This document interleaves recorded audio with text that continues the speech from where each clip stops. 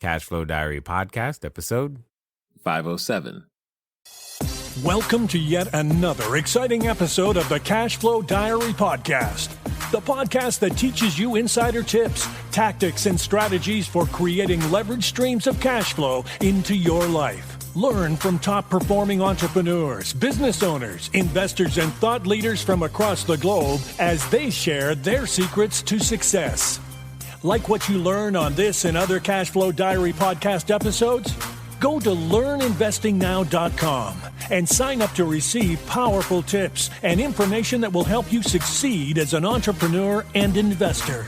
Now, here's your host, investor, entrepreneur, business owner, educator, speaker, author, and master facilitator of Robert Kiyosaki's cash flow game, Jay Massey. All right, ladies and gentlemen, welcome to another episode of the Cashflow Diary Podcast. I'm your host, Jay Massey, and I'm glad that you are here today because what it comes down to is that you and I, we go out there, we do our absolute level best to lead our organizations the best way that we know how. Obviously, we spend a lot of time and effort marketing and strategy and figuring out how to acquire our customers, keep our customers, firing and hiring the right team, and making sure that as we continue on this path, as we build our cash flow, the goal is to become bigger, better versions of ourselves and let our companies grow up into the big behemoths that we all think about from time to time.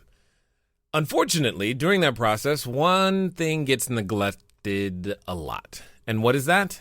It's our health.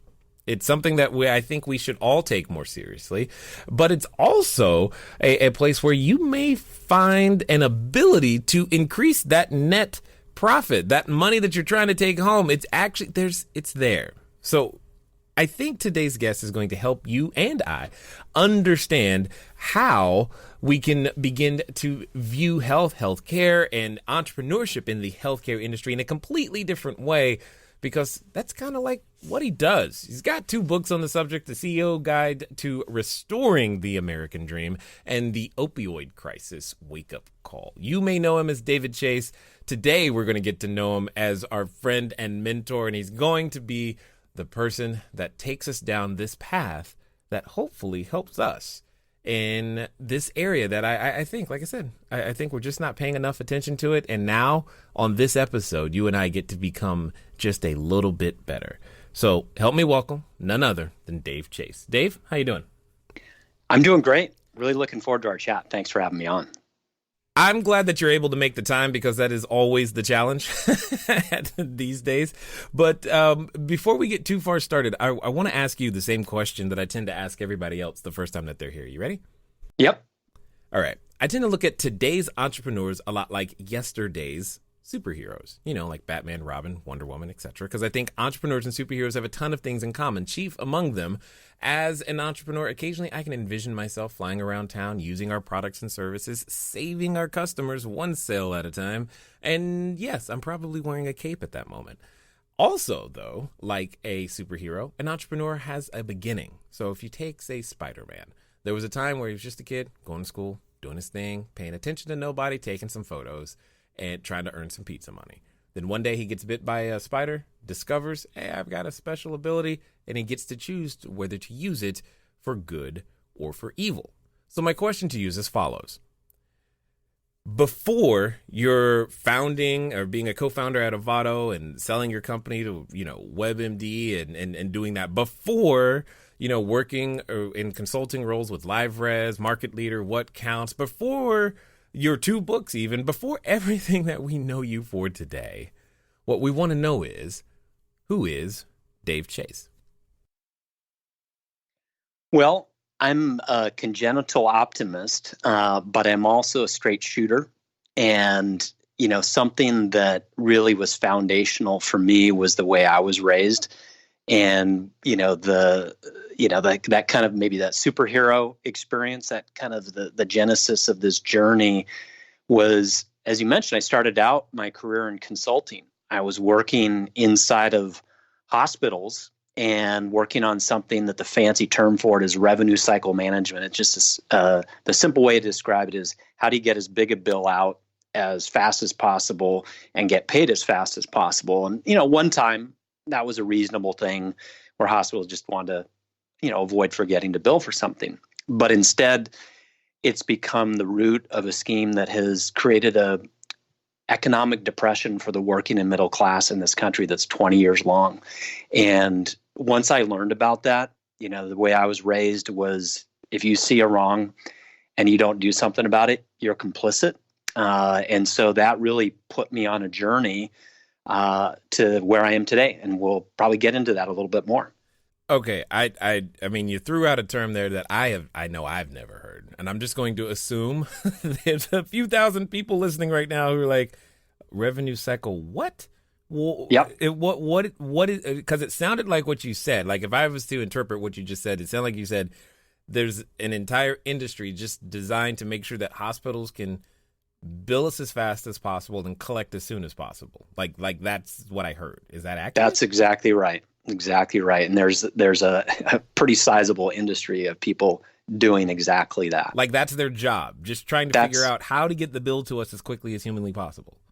Yeah, and it's one where healthcare has all kinds of crazy schemes for how you can bill stuff, and so there's all kinds of ways to kind of trick the system to generate a larger bill, frankly. And they're well aware that, unfortunately, most employers have been asleep at the wheel and not really watched what's going on. And even though the employer-paid healthcare part of the healthcare industry is about half of the dollars, basically if you're not low income or elderly, you typically get your benefits through your job. It's about half of the revenue of the industry, which is massive. That's like, we're talking about $1.7 trillion when you talk about half the industry. Yet it's responsible for probably 70 to 80% of the industry profits because of basically employers not paying attention to it. So you want to drive cash flow, you start to manage healthcare like you manage everything else in your business, where you put on that problem-solving hat. And if I have a superpower, it's that I generate hope. Where a lot of people, see, they look at healthcare and like, they just want to put their fingers in their ears and go, this is like trying. I know it's broken, but it seems like it's like trying to solve Middle East peace, and I'd like that solved too, but I don't know how I could do it. And so, I give people hope, and it's not sort of wishful thinking. It's based on hundreds of companies all over the country, large and small, urban, rural, you name it. And they've slayed the healthcare cost beast, and I just give them the tools on how to do it. Awesome. You heard it here, folks. We have Dave Chase, Hope Dealer. I love it. So now when I have so many questions right now, but before I get down into the questions, I got to know, how does one wake up one day and go, okay, I know what I want to do. I want to take on healthcare. Like, what is the journey? Yeah, I don't think you just woke up one morning and said that, or did you? Yeah, well, it was really a combination of one overwhelming thing, which unfortunately, by the time I was in my late 30s, I'd had 10 friends who were my age or younger die. And obviously all of those are a gut punch. But the last one was particularly brutal, where this was a friend of mine who'd reached the top levels of Silicon Valley. She should have had access to the best our healthcare system had to offer and was in a financially strong position. But basically, our healthcare system failed her in every way and devastated her medically, psychologically, and financially. Ultimately, she died because she didn't get the proper diagnosis and care. She was a single mother left behind a 10-year-old daughter with basically nothing after having had a lot of success. I mean, that was brutal. And it wasn't that long after that where I was outside of a grocery store and some kid came up to me selling candy bars for a fundraiser at their school. And I was like, oh, great. You're raising money for a band tour, or, what is it? Mm-hmm. They're like, oh, no, we need supplies in our science department. And I'm like, what? Like, taxes paid for that stuff when I was a kid. Right. In fact, that was something where, it's interesting I started my K-12 years in California at a time when it was widely regarded to have the best public schools in the country. And it's gotten so bad. Bill Gates devoted an entire TED Talk to how healthcare has devastated education. He used California data. And today, California has the lowest graduation rates, the highest student-to-teacher ratio, and we can thank healthcare for that. And that was like, when you have those sort of situations like with your friends, you're like, you know what, this is awful, but I'm going to try to make some good out of it. And if I have one unique facet to my career, it's I'm an industry ecosystem thinker and shifter. I've done that a couple times, and it's fairly unique. And I realized, you know what, if you look at the great societal challenges that we've had and been tackling and continue to tackle, whether it's, civil rights or better food or climate change, these things always get solved bottom up. Now, eventually the politicians will run to the front of the parade. But, you take these things and people realize the cavalry's not coming from D.C. We can fix it. Mm-hmm. And the beauty of it is it's impossible to stop once people do have hope and they have the tools. There's no legislation that's needed. They can do it. Now, okay. I mean, I hear this and I understand the how the seed gets planted, but there's something else that I think you're skipping over that's really huge, because you had to develop, and it had to come from somewhere, the courage to take on something. There are many people who have the capacity to recognize, oh, here's a problem. Oh, let me do, I'll do my small little part. I'll volunteer on the weekend, etc. Okay, cool. Conscience cleared. But that wasn't enough for you. You had to do more, and you believe and have made the change. Where does that belief, where does that come from? Well, you hit the right word, belief. Fundamentally, I have a very strong faith, and I'm one that believes you're given gifts, and you're meant to use those gifts. And you know what? I actually have seen industries shift. I have a lot of media background, yet I know the idiosyncrasies and sort of secrets of healthcare without being shackled by them. And to me, it was a matter of just conscious. You can't not do it when you see a problem this bad. And I look at our failure scenario as we only reach 10 million people, and we're almost halfway there. And I think we'll reach a lot more than 10 million people with what we're doing, and have every intention of doing that. But 10 million is a lot better than 0 million. So I'm not going to let, that be, slow us down. So to me, it's incredibly easy to get up and work on this. And it's not just about me by any stretch, because essentially what I was finding with my last startup, any startup is about finding a market gap, right? And absolutely. And I sometimes joke, I went looking for a market gap, and I found the greatest heist in American history. And what I found was people solving that heist, and it was just incredible. If you have a minute, I have to tell you the Rosen story. It's just an incredible story. Yeah. So this is a pull yourself up by the bootstraps entrepreneur, hotelier, bought a failing motel in the depths of the oil crisis in the early 70s.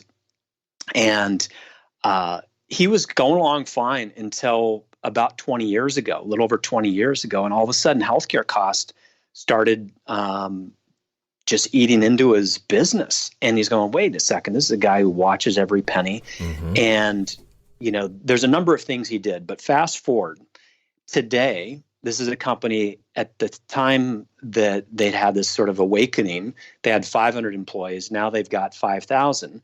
They have the best benefits package in the entire country. And I was at Microsoft during their heyday. It's better than that. They not only have incredible health benefits, they pay for their employees' kids' college education and the employees' college education themselves. And they spend less than half of what a typical company spends on healthcare. So over this period of time, they've saved something like $350 million on healthcare costs that they've put in to grow the business, put into these incredible benefits. And by the way, this is a challenging workforce from a disease burden perspective. 56% of their pregnancies are categorized high risk, which could be a budget buster. And if all that wasn't just amazing enough, they adopted a nearby formerly crime-ridden neighborhood and said, we're going to invest in kids and education. So they partnered with local organizations like the Y and Boys and Girls Club and really put in resources into daycare, pre-K, after-school programs. So far, they've fully funded 450 college educations. Crime went down over 60%. High school graduation rates more than doubled from 45% to nearly 100%. The entire investment was less than 5% of what they've saved. So now they have adopted a neighborhood 5 times that size, and they're doing it again. That's what's possible. It's great for their business, amazing for their employees. You can imagine their turnover. It's 1/6 of a typical hotelier. And what an incredible impact on the community just by being a problem solver. This guy didn't know anything about healthcare, but he was just pissed and said, I'm going to solve this. And they did it. Wow.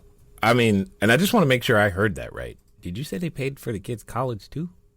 Yes. Yeah. After 3 years of service, they pay for the employee's kids' college educations. After 5 years of service for the employee. But then in that neighborhood, any kid who graduates from high school, they will pay for a public education, whether it's a 4-year university or a junior college or whatever. So just incredible what they've done. That's amazing on a whole new level. And I'm just sitting here thinking about that sounds like the dream. Every employer wants to be able to do things like that. I would love to be able to do things like that, like what you're talking about. So, okay, let's get into it then. Because you said earlier that you work with, large and small, but how small? I mean, some of us listening, we may only have 10, 15 employees or 5 or whatever. How small is small where the difference can actually be made? Hello there, entrepreneur. This is Jay Massey, and what I want to say to you is that the number one mistake that I have ever made in business, number one, has been waiting too long to do the books, waiting too long to get the bookkeepers, the accountants, the CPAs, the CFOs involved, and I don't want you to make that same mistake. That mistake cost me over 6 figures, and now for a significant discount, you have the ability to get your books together using FreshBooks. So what I want you to do is I want you to go over to gofreshbooks.com/cashflow diary. Again, that's gofreshbooks.com/cashflow diary. FreshBooks is the easy to use software designed to help you, the small business owner, the freelancer, get organized and save time on invoicing, getting paid faster, keeping those books in order so that it becomes a bonus for you to do your taxes as opposed to a burden. Go over to gofreshbooks.com/cashflow diary and get started today. And now let's get back to the rest of the story. If you're one or more, you qualify. And so you have different tools, of course, you can bring to the table. If you're a large organization, there's a whole scheme around becoming self-insured, and about 2/3 of the employed people in this country are in companies that are self-insured. But if you're in a 5-person company, you might use, for example, there's these things called Health Share or MediShare. There's some that are religious-based. There's now some secular-based ones. And they're technically not insurance, but a lot of times people, confuse health care from health insurance. I mean, you don't say, you get your auto from Geico. You say, well, I bought a Ford or I bought a, Toyota or whatever. And so it covers basically the same things. And what's amazing is these, typical family of 4 will pay over $20,000 a year for health benefits, for basically pretty sucky benefits. Whereas what you pay, even at the highest level for these organizations, you'll pay about $500 a month for a family of four. So, $6,000 versus over 20,000. And so, a small, sole proprietor or tiny business might do that. Let's say you're 50 or 100 employees, then you should become self-insured. And there's another set of things that I outline in my book as to what you can do and what the tools are available to you. Wow. You're actually making healthcare interesting. I appreciate that. That's a hard thing to do. I mean, because you kind of said it earlier, because, people put fingers in the air and they kind of check out. I can only imagine that you have to deal with the fact that half of the marketplace feels like it's a foregone conclusion, man. Why are you trying? Dave, why not just, seriously, Dave, really healthcare? What else you got? Yeah. Well, as I tell people, you're in the healthcare business whether you like it or not. That's what we have in this country. It's an employer-based healthcare system. And so my point is, you're in that business, make it thrive. It's typically your second or third biggest cost after payroll. So why, the same organization that will reject, a expense report, missing a $76, restaurant receipt, will pay sight unseen a six-figure hospital bill, and, another great example of this is a pretty small organization. I think they have about 50 people. What they do is they say, well, who's the best bill checker, in the world? Well, it's the patient and their family, because they were actually there. You can have third parties do it. And they said, if you find an error in a bill that we were going to pay, and we don't pay it, we're going to give you 20% of that. Well, one of their employees, they found a $200,000 error. They were going to pay it. The employer was going to pay it. Nice. And it was just bogus. And so this person was making $50,000 a year. They pulled out the Ed McMahon check, $40,000 they gave her. And, everybody in that company started scouring through their bills. Maybe they weren't going to find $200,000, but I tell you, having been involved in hospital billing departments, I don't think there's been a hospital bill over $5,000 that's ever gone out without an error.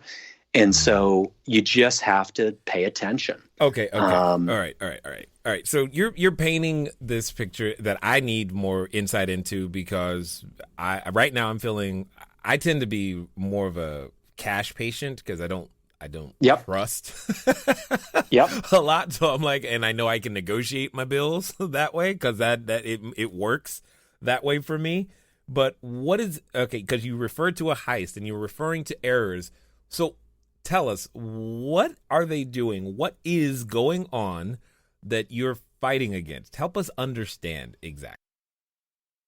Probably the number one thing is what we call pricing failure. And the notion of a pricing failure is there's no connection between what you pay and the value you receive.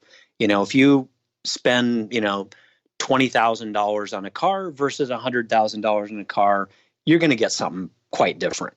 In healthcare, if there's any correlation, it might actually be reverse correlation, where a lot of times the places that are most expensive have the lowest quality. And so, number one, a lot of times it's not even changing the doctor. Let's say you have a surgery. It's just getting them to do it in one venue versus another. And one where that venue doesn't have the rates of complications that, say, maybe a hospital has, or hospital-acquired infections. So there's big problems just if you focus there.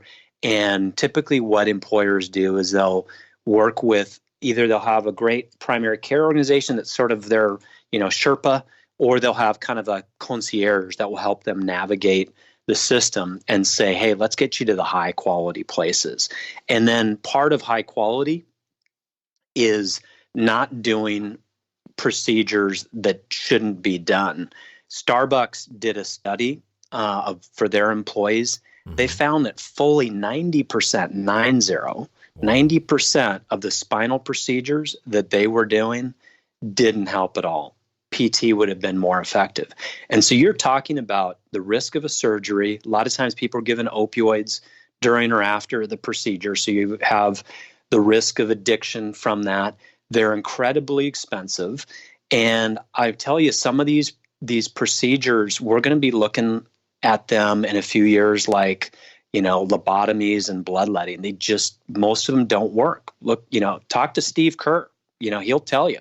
And he should have had access to the best spine surgeons, and he's physically wrecked. You're talking about the basketball player? Yeah, the coach of the Warriors. Yeah. Well, in my head, he's still a player. Yeah, he's still the Bulls player. Yeah, right? he's still a player more than he's a coach, yeah. but yeah. Yeah.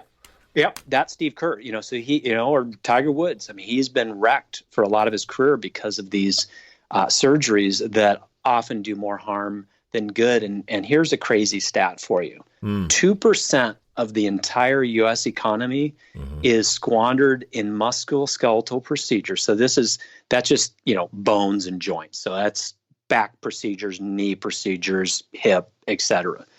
2% are tied up in non-evidence-based, non-value-add procedures. So there's like the ones I just gave you an example of, and there's knee examples. There's many of that because essentially 50% of the procedures that are going on out there, there's no evidence that that's the most effective way to treat them. The back issue is a really good example. 80% of adults are going to have a lower back pain issue at some point in their adult life, and it's a mechanical issue, and a lot of times either a drug's being given like an opioid, or there's some procedure done. And if you actually don't get at the underlying issue, it's just going to come back. You can mask the issue for a little bit, but they just don't work most, like I said, 90% of the time. There's a time and a place for some of those procedures, but most of the time it's not. And that's another way. Like, who wants to go under the knife? But I'll tell you, having had that experience, if it feels like a knife in your back and you're told that, this is the option and you're not told of other options, you'd probably do it. And that's unfortunately what a lot of people do. Interesting. How did it get this way? Obviously, so many questions. Yeah. I'm having an experience right now, Dave. You're taking me on this journey, and I'm just like, whoa, what? Yeah. No, I've infected you, and I apologize for that. But, I would say as far as the employer arena, the way it's happened is one where at one time, healthcare costs were, maybe the cost of your, annual Christmas party or bonus. It just was a small thing.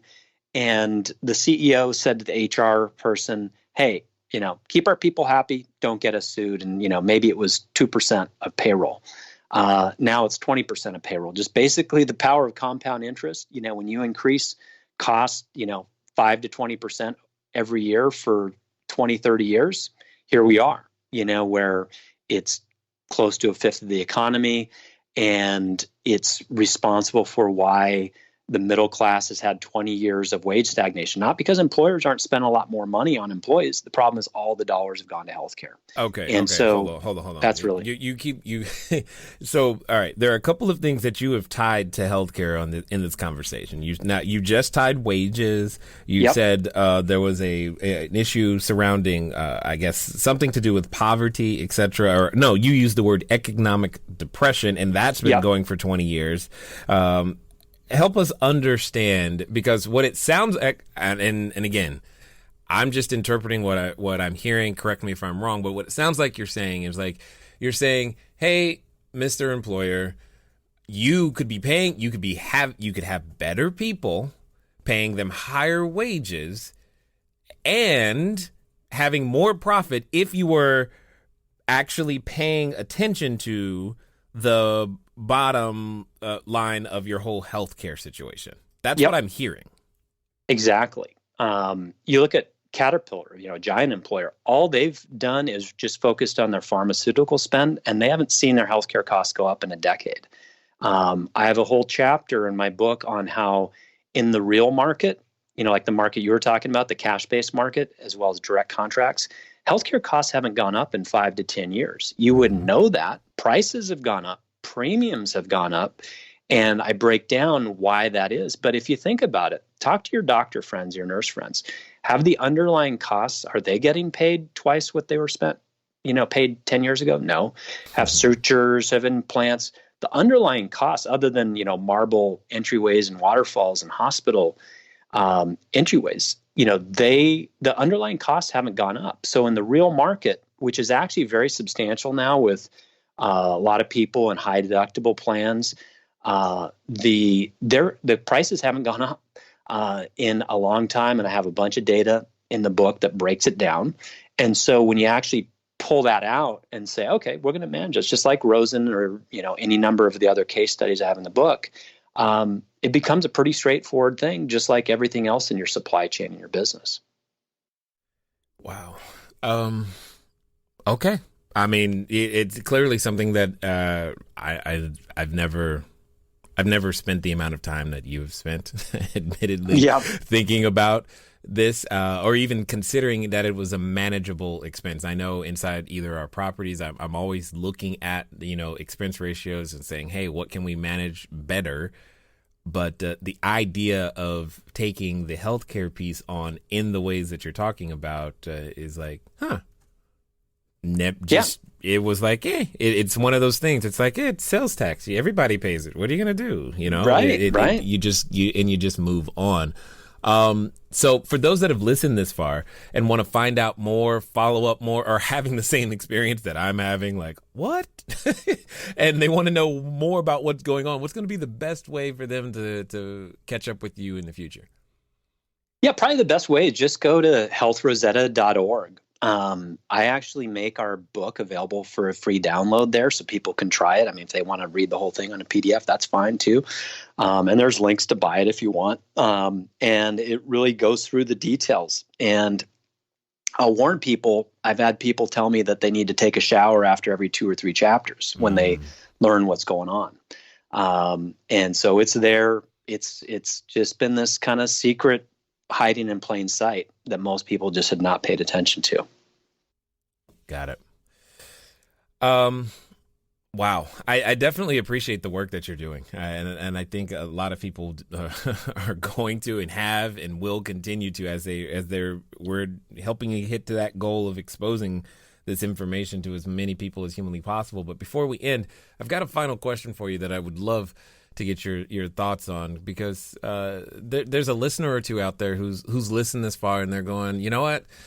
I'm going to, champion my cause too, because I know a lot of entrepreneurs are cause driven, et cetera. And we've got a mission that we're on and we want to accomplish the goal in some way, shape or form. And they've said, you know what? Dave can do it. I can do it. Yes, this is going to happen for me. And like I know, Dave, that when we reach those moments of decision, oftentimes we have a companion that comes in the form of a voice, and that voice can remind us of how it didn't work last time and no one's going to listen to you. And I'm seriously, you're going to take on healthcare? Who are you to think you're going to take on it? And for some people, they're related to that voice. So my question to you is as follows. Let's pretend that this time it's going to be different. They're actually going to follow through. They're going to do what you suggest, and they're going to do so in the next 24 to 48 hours. What would you suggest that they do? Well, I would suggest that if they have somebody they work with that is their benefits broker, unfortunately, the benefits broker pitches themselves as a buyer's agent, but they're paid like a seller's agent. That's a big problem. And so you have to work with the right people, and they're out there, but there's a good chance if your healthcare costs have gone up in the last 5 or 10 years, you're not working with the right person.